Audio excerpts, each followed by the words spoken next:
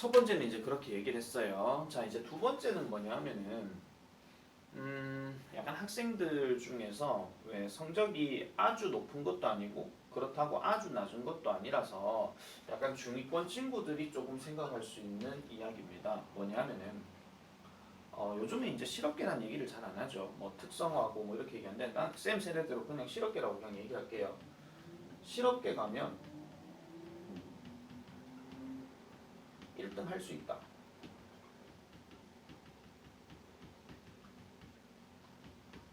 이겁니다. 자, 착각까지는 아니에요. 착각까지는 아니고 될 수도 있어요.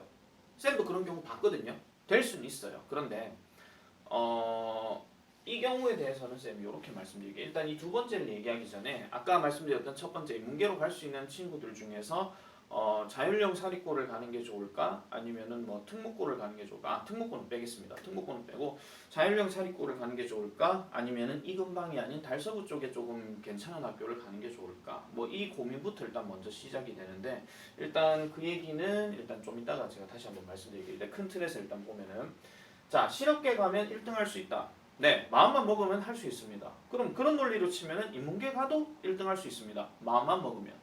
그죠? 똑같은 얘기예요. 우리가 뭐 여러 책들도 있지만 뭐 전교 꼴찌에서 뭐 수능 만점 받았어요. 뭐 이런 친구들도 있잖아요. 물론 소수에 불과하긴 하지만 자, 실업계 가면 1등 할 수 있다. 저는 이렇게 말씀드릴게요. 환경을 극복하면.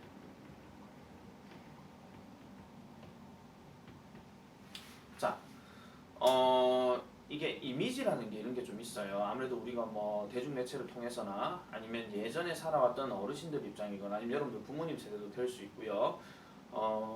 실업계를 가면 왠지 이런 이미지가 좀 강하죠. 일단 공부를 하기 싫어서 갔다. 그리고 또는 뭐 친구들을 잘못 만나서 뭐 사고를 치고 다닐 것 같다. 뭐 오토바이 치고 빠라라라 익하고 있을 것 같다. 그런 이미지가 너무 강하고 그리고 우리 뭐 영화나 이런 데 보면은 보통 이제 실업계 출신의 어떤 학교 애들 보면 막 싸우고 막 조폭하고 뭐 이런 것들 많잖아요. 근데 그거는 보여지는 거에서 그렇게 하는 것뿐이고 그리고 아시잖아요. 픽션이기 때문에 픽션은 그걸 만든 사람의 상상을 통해서 얘기하는 거지 그게 실제로 어떻게 이걸 보여준다 하긴 좀 힘들어요. 아무리 그게 사실이라 하더라도 영화 친구처럼. 그래서 환경을 극복하면 가능하다는 얘기인데 자 예를 들어서 하나 말씀드릴게요. A라는 어떤 학생이 중학교 때 성적이 예를 들어서 한 40% 정도 됐어요. 상위 40%. 이 정도면 괜찮은 거거든요.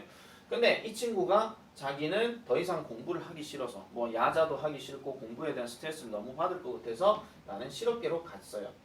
그럼 실업계로 가게 되면 보통 우리가 특성화고나 뭐 마이스터고 막 다 똑같은 얘기예요. 그래서 여기에서 어느 과를 갈 거예요. 뭐 제과제빵과, 뭐 기계과, 자동차과, 전기과 뭐 이런 식으로 갈 거예요.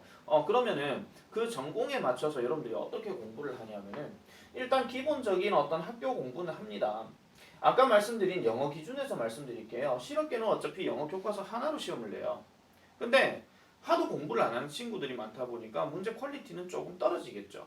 상대적으로. 약간 수능하고 조금 차이가 멀어지는 그런 경우도 좀 있거든요. 요즘은 어떤지는 모르겠지만은 한 2, 3년 전까지만 하더라도 어떤 경우는 다 외워서 그냥 해석 시험만 치고 그냥 이거 다 맞다고 그냥 뭐 90 몇 점 이렇게 나온 경우도 있어요. 그래서 기본적인 어떤 학교 공부를 일단 하고요. 그 다음에 당연히 이 과에 맞는 기술 습득을 계속 해줘야 되겠죠. 예를 들어 제과 제빵일 것 같으면은 뭐 빵과 관련된 거 아니면 제과 회사에 가기 위한 거 아니면 전기과나 자동차 같으면은 거기 어떤 기술이나 이런 것들 뭐 그런 것들이 이제 많이 나와요. 네, 좋습니다.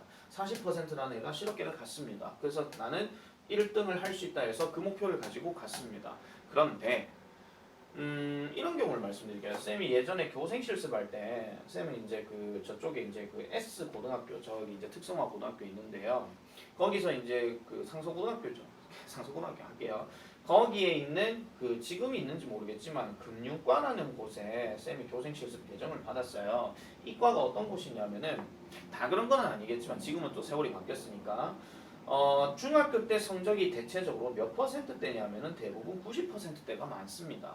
그런데 그 중에서 조금 특출난 친구들이 한두 명 정도 있었어요.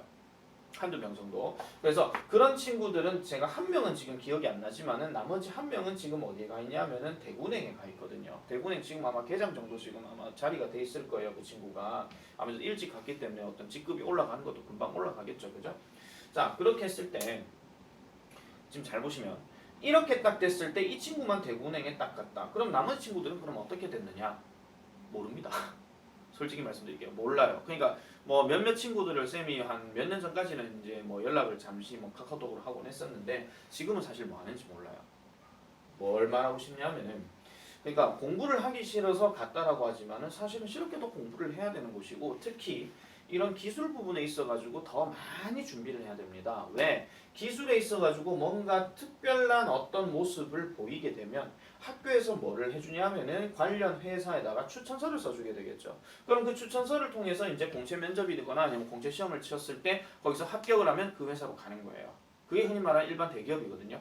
일반 대기업이고 그 외에는 그러면 어떻게 되냐? 뭐 그냥 뭐 이름도 모르고 성도 모르는 그런 어떤 회사 뭐 물론 회사 다 각각의 가치가 있긴 합니다만은 정말 우리가 생각하지 못하는 그냥 뭐 일반 어떤 뭐 매장 직원이나 뭐 이런 식으로 해가지고요 그냥 이제 그냥 평범한 생활대로 그냥 흘러가요.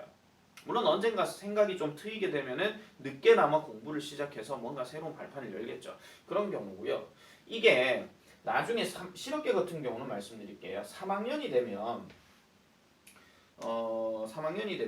1, 2학년 동안 살아왔을 때 기술이 자기는 안 맞다 이런 느낌이 들어요.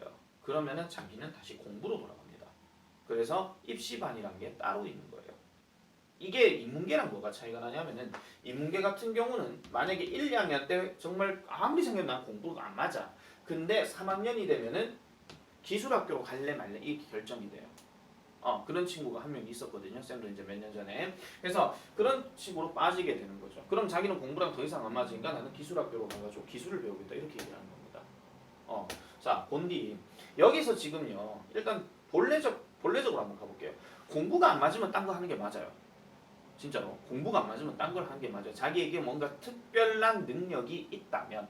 그런데 그 특별한 능력조차도 자기는 펼치기 싫다라고 얘기할 것 같으면 죄송합니다. 이렇게 가시면 안 됩니다. 진짜로. 공부 안만 잘해도요. 이 기술이 제대로 매습득이 되지 않고 이 기술에 대해서 뭔가 특화가 되어 있지 않으면 결국 실업계의 궁극적인 목적은 뭡니까? 대학이 아니고요. 일단 회사부터 가는 거예요. 그래서 쌤이 이제 말씀드리고 싶은 게 매년 여러분들 선배들한테 항상 얘기하는 게 대기업 갈 생각 아닐 것 같으면 실업계 가지 마라 합니다. 그냥 공부하기 싫어서 실업계 간다? 그럴 것 같으면은 안 된다라고 제가 얘기를 해요. 거기 가서도 열심히 해야 되는 거는 똑같다 이런 얘기죠. 그 부분에 대해서도 쌤이 분명히 말씀드리고 싶어요. 그리고 어영부영하게 거기에서 진짜 막 일찍 맞춰갖고 아싸 놀러 가자 뭐 PC방 가고 뭐 시내 가고 뭐 이카다가 뭐 허송세월 보낸다? 죄송합니다. 학교 안 가니만 뭐합니다. 정말로. 근데 학교는 가셔야 돼요. 왜? 앞으로 여러분들 인생은 어떻게 될지 모르니까 평생 17, 16 이렇게 될 수는 없잖아요. 언젠가 26, 27 될 거고 36, 37 될 건데 그럼 그때 가가지고도 어영부영 하면서 노시겠습니까? 그건 아닐 거잖아요. 그죠? 자, 그래서 이런 경우도 있기 때문에 결국 쌤은 그래서 말씀드려요. 인문계 같은 경우는 일단 대학을 먼저 가서 대학에서 그 다음에 취업으로 가는 과정이라면 실업계 같은 경우는 일단 취업부터 하고 난 다음에 자기가 공부가 더 필요하다 싶으면 그때부터 대학을 가는 거예요. 아시겠죠? 그래서 그런 과정이기 때문에 옛날하고는 조금 달라서 이제는 뭐 공부에 대해서 많은 비중을 차지하진 않지만 그게 안 맞으면은 다른 길을 한번 생각해 보는 것도 좋다 이런 얘기입니다.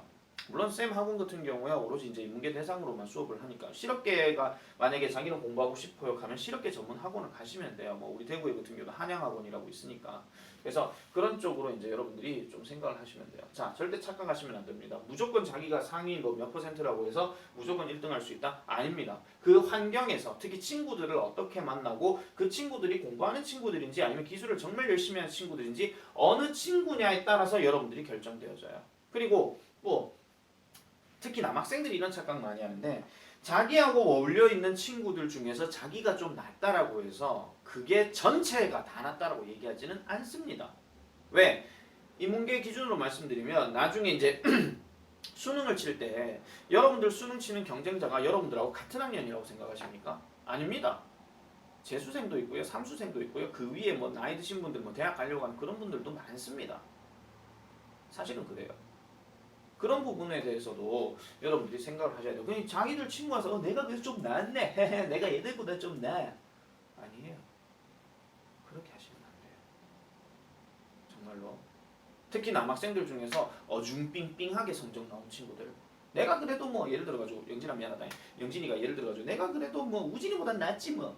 아니에요. 그러시면 안 돼요. 절대로. 절대 안 됩니다. 아시겠죠? 혹시라도 이 중에서 실업계를 만약에 어쩔 수 없이 가는 친구들이라도 절대로 슬퍼하거나 좌절하거나 노여하지 마세요. 그러니까 자기 친구는 인문계 가는데 자기는 실업계 간다. 에이 쪽팔려 이씨 어떻게 살아? 아니요. 거기에서 자기가 그만큼 발전을 많이 시키세요. 그러면 20년 뒤에는 그 친구가 더 떵떵거리면서 살고 있을지도 몰라요. 단 뭐 한다면 환경을 극복하고 열심히만 한다면 모든 인생은 다 똑같습니다. 열심히 하면 모든 게 다 극복됩니다. 아시겠죠? 그래서 이런 이야기들, 그래서 쌤은 항상 얘기하는 게 아까 말씀드린 것처럼 대기업 갈 생각 아니면 실업계 가지 말아라고 얘기합니다. 정말 어쩔 수 없는 상황이 아니고서는요. 알겠죠? 그래서 실업계 가지 말아라기보다는 일단 가서도 열심히 해야 된다. 그게 일단 본질이기 때문에 거기 가서 어영부영 놀 생각하지 말고 어쨌든 공부에 투자를 하라 이런 얘기예요. 공부라 하는 게 딴 거 없어요. 국어, 영어, 수학만 공부하는 게 아니잖아요. 기술 배우는 것도 공부예요. 야구하는 사람들도 공부하고요. 그 다음에 뭐 저 우리 많이 알고 TV에 나오는 그 백종원 아저씨도요. 그 사람도 공부 많이 했어요. 실패도 많이 보고 그러면서 다 배우고 깨닫고 하면서 지금의 그 사람이 있는 거죠. 아시겠죠? 자, 그래서 두 번째 이야기는 이런 식으로 이제 여러분들이 좀 잘 기억을 해주셔야 됩니다. 자, 이제 세 번째 착각으로 한번 넘어가 볼게요.